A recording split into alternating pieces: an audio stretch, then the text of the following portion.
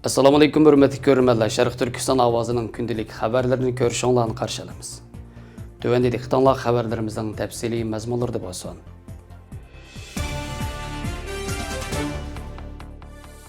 Sharq Turkiston sürgün hökumətinin baş ministri, Sharq Turkiston Milliy Uyg'un şirkətinin rəisi Salih Xudoyor muhaciratdagi Sharq Turkiston xalqiga chaqiriq qilib, yana bir qatim Amerika hökumətini Xitoyning Sharq Turkistondagi Uyg'ur, Qozoq, Qirg'iz va boshqa turk xalqlariga qartilgan vahshiylikni irqiy qirg'inchilik deb e'tirof qilishga, Sharq Turkistonni ishg'ol qilingan davlat deb e'tirof qilishni talab qilish harakatiga chaqiriq qilib mundaq dedi. Bugün şu aldığımızdaki seyşembe günü saat 1 tushdan keyin 1dan saat 3gacha tushdan keyin 3gacha Amerika Davlat ishlar ministrligi, ya'ni Tashqi ishlar ministrligining oldida tinchlik namoyish, ya'ni faoliyat etimiz, shunga chaqiriq qilishim. Ammanlarga ma'lum bo'lganidek, hozir biz o'tgan hafta chaqiriq qilganimiz va 2 yilning chaqiriq qilayotganimizdek, Amerika hukumatiningki Sharq Turkistondagi bo'layotgan Xitoyninki qilayotgan bu qirg'inchilikni, bu jinoyatlarni irqiy qirg'inchilik deb e'tirof qilishiga chaqiriq qildik va chaqiriq qilib kelyapmiz.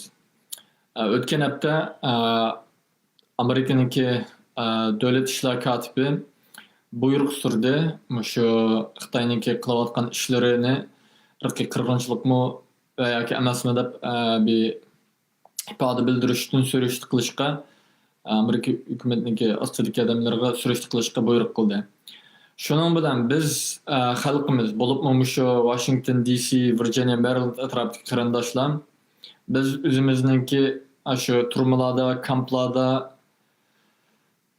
qo'lda ishlatayotgan, o'ltirilayotgan qarindoshlarimizga, umumiy Sharq Turkistondagi xalqimizga majburiyatimizni ado qilib, bir 2 soat vaqtimizni ayab, yana qaytadan Amerika hukumatiniki bu Xitoyninki qilayotgan jinoyatlarni irqiy qirg'inchilik deb e'tirof qilishini talab qilishga chaqiriq qilish bilan bu namoyishni o'rinlashtirdik va yana Sharq Turkistonni Xitoy tomonidan ishg'ol qilingan bir davlat deb e'tirof qilishni chaqiriq qilish uchun bu namoyishni planladik.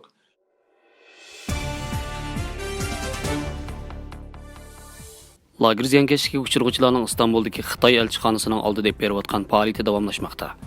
Bir qancha haftadan buyon xalqaro axborot vositalarida cho'ng g'ulg'ula qo'zg'agan Xitoyning Uyg'urlarga yurgizgan majburiy emgak siyosati haqidagi xabarda lager qurbonlari yaqinlarini qattiq andishaga solgan bo'lib, ular Xitoy hukumatidan oilalar haqida to'liq ma'lumot berishni, munosabatdagi iltimosni qonuniy jarayon bo'yicha qabul qilishni talab qilgan.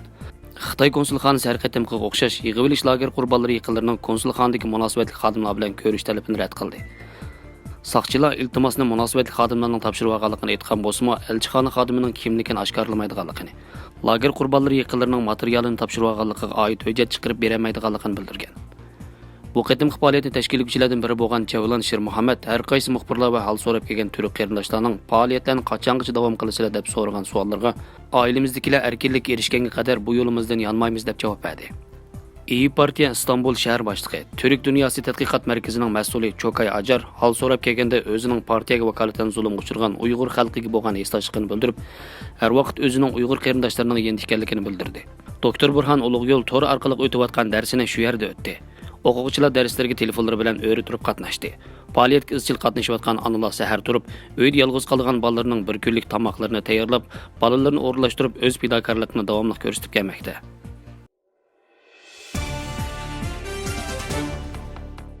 Hindiston taratqullari Afg'oniston diplomatlari va davlat bexatarlik amaldorlarining mushu oyning o'ttirlarida Afg'onistonning 10 kishilik Xitoy kompartiyasining josuslik atirtini vayron qilganligi to'g'risidagi xabarlarni naql keltirib, ularni Afg'oniston poytaxti Kabulda terrorlik harakatlari bilan aybladi. Shuning bilan bir vaqtda Xitoy Afg'oniston prezidenti Ashraf G'anini maxfiy tutishga qoyil qilishga uringan. Ammo Afg'oniston Xitoyning rasmiy holda kechirim so'rashini talab qilgan. Hindiston vaqt gazetining 25 dekabrdagi xabar qaraganda, Afg'oniston davlat bexatarlik idorasining zarba berish harakati 10 dekabr boshlanib, 10 Xitoy fuqarosi Afg'oniston davlat bexatarlik idorasi tomonidan josuslik va terrorlik tashkilotini boshqarish jinoyati bilan qo'lga olingan.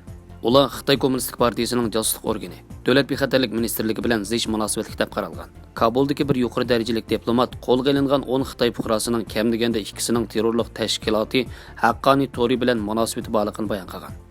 Navbatdagi Amerika Afg'onistondan askar chekindirish paytida Xitoy Kommunistik Partiyasi Afg'onistondagi ta'sir kuchini tezlikda kengaytmoqchi bo'lgan. Haqqoniy tori ba'zi tashkiloti va Talibanlar bilan quyuq munosabati bor. O Afg'oniston hukumatiga, NATOga va Amerikaning Afg'onistonda turishliq armiyasiga qarshi turadigan tashkilot bo'lib, Amerika tomonidan terrorlik tashkilotlar tizimiga kirgizilgan. Xabarga qaraganda Afg'oniston prezidenti Ashraf G'ani qo'lga olish to'g'risidagi dokladini topshirib olgan hamon Afg'oniston axborot idorasining birinchi muavin prezidenti, sobiq boshlig'i Amrulloh Solihni tekshirishni nazorat qilish va Xitoy tarafi bilan suhbatlashishga tayinlagan. Amrulloh Solih Xitoy Kompartiyasining Kabuldagi bosh elchisi Wang Yu bilan ko'rishib, uni Xitoy josusining qo'lga olinganligini xabar qilib, agar Xitoy Kompartiyasi rasmiy kechirim so'rasa, uning xalqaro nizomnomasiga xiloflik qilganligini, Afg'oniston hukumatining ishonchisiga xiyonat qilganligini e'tirof qilsa, Afg'oniston tutqun qilgan Xitoy josuslarini kechirim qilishni o'ylashadiganligini bildirib, agar Xitoy taraf yuqoridagi talabga moslashmasa, yerlik jinoiy ishlar da'vosi tartiblar bilan bartaraf qiladiganligini qattiq holda ta'kidlagan. Dokladda Kabulning terrorlik qarshi turish amaldorining so'zi naql keltirilib, qo'lga olingan Xitoy fuqarolaridan Li Yangyang bu yil 7-yildan boshlab Xitoy kommunistik axborot organining josuslik faoliyati bilan shug'ullanganligi. 10 dekabr kuni Afg'oniston davlat bexatarlik idorasi epag'an tunji qatimli hujumda Li Yangyangni uyida qo'riqlaroq o'q-tora va ketamin paroshki, ya'ni ko'ngil ichish dorilar bilan qo'lga olganligini bildirgan. Tekshirib so'roq qilish jarayonida Li Yangyang o'zining Afg'onistonning Konar va Badaxshan o'lkalaridagi ba'zi tashkiloti, Talibanlar va Uyg'urlar haqida axborot to'plaganligi, haqqoniy tor bilan izchil aloqasi borligini, tutqun qilinganlarning turalg'usidan portlatqich dora va boshqa jinoiy ishlar isbotlarini bayqaganligini bildirgan. Hindistonning Yangi Dehlidagi bir diplomat Hindiston vaqt gezitiga tekshiruvchilar yana bu josuslik harakatining konkret faoliyatini va uning Pokistonning hukumat qatlamlari bilan munosabati bor yo'qligini aniqlashga tirishayotganligini bildirgan.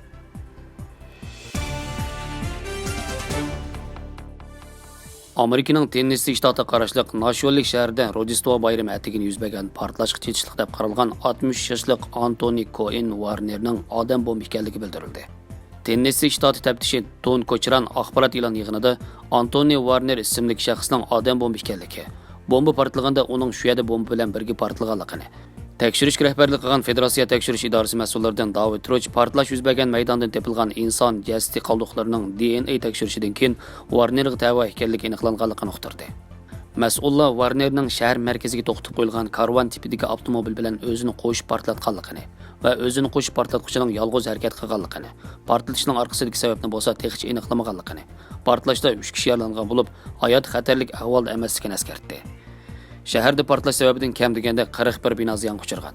Xabarlik sistemasi qatorliq jiddiy qutqizish markazi, uy va telegraf liniyalari og'ir ta'sirga uchirgan.